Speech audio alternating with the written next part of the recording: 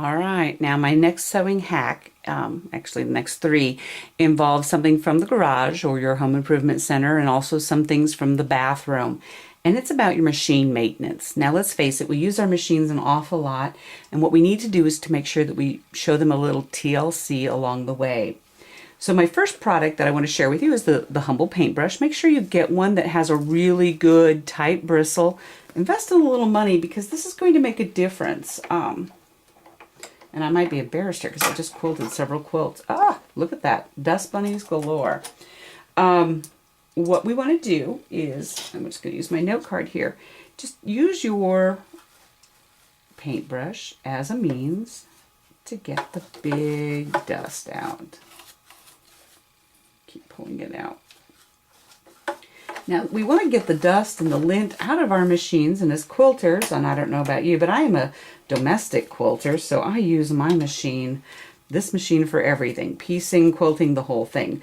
So I probably have a few more dust bunnies than the average person.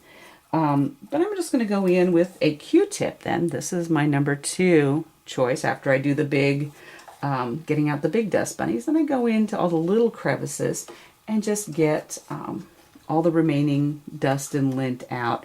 And the reason I want to do this is dust and lint can actually wick away the oil that you've put into your machine. And let's face it, we all know what happens when we don't oil our cars. They lock up and they don't work. Well, the same thing happens to our sewing machines. It'll lock up and not work. And so we want to keep them well oiled, and we want to keep all the lint out of the machine so that it's not wicking away those oils. In fact, after every large project, I tried to oil my machine. I've had this one since 2005, and she has done me well, and I would be very sad not to have her because she has turned out to be my go-to machine for a lot of things. Now, the next thing I want to share with you are alcohol prep pads. These have a variety of uses.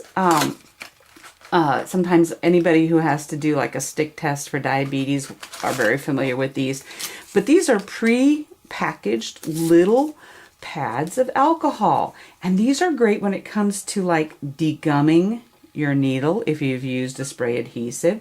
Maybe on top of your spool pin you had a label that had an adhesive, and this will take it right off.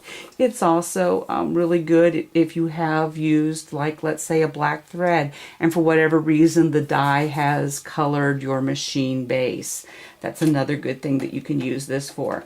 But it also just helps pick it up. Now, the reason I like these is I'm not putting a large amount of alcohol, rubbing alcohol, onto my machine, just the small amount that's on this little handy thing, and it seems to take out all the blemishes or imperfections. Another thing I want to make sure that I clean on my machine is this happens to have a hook or a bobbin case that's rotary. And so I want to make sure I get all the lint and dust out of here and that I keep this nice and clean. Sometimes oil, if you have too much oil, if you've done that, you can actually make mud. So you want to make sure you kind of clean all of that off really nice. And we can just reinsert this then.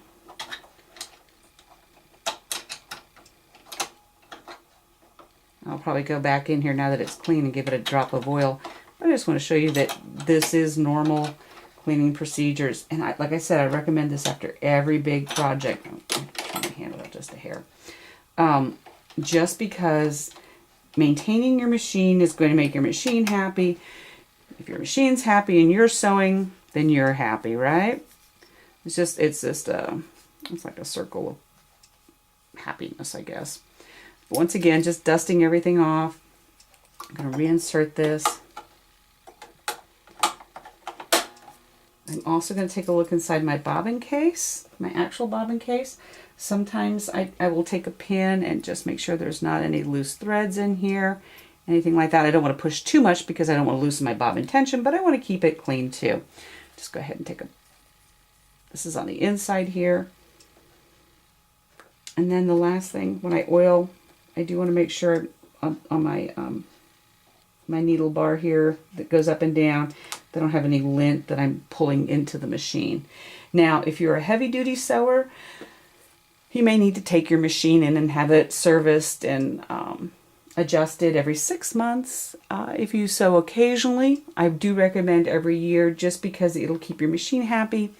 And if it's been in storage, definitely have it serviced and oiled before you use it, or do it yourself, because even storing it with the heat and humidity, of course I live here in Middle Missouri, which is full of both, but the heat, cold, humidity, all of that, a good cleaning will just make your sewing a lot better, and you'll have less issues when it comes to your machine.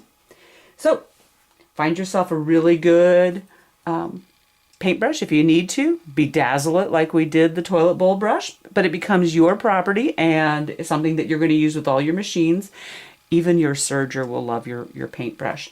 Go ahead and get yourself a cute little jar. Notice I wrote cleaning supplies on mine, so I don't get those misplaced. And then get yourself some alcohol prep pads. Not very expensive. I think it was under $2 or right around $2. And I've got tons of them and they will last me a good long time.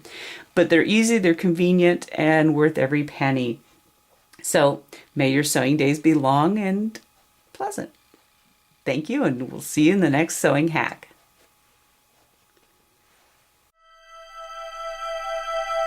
Thank you.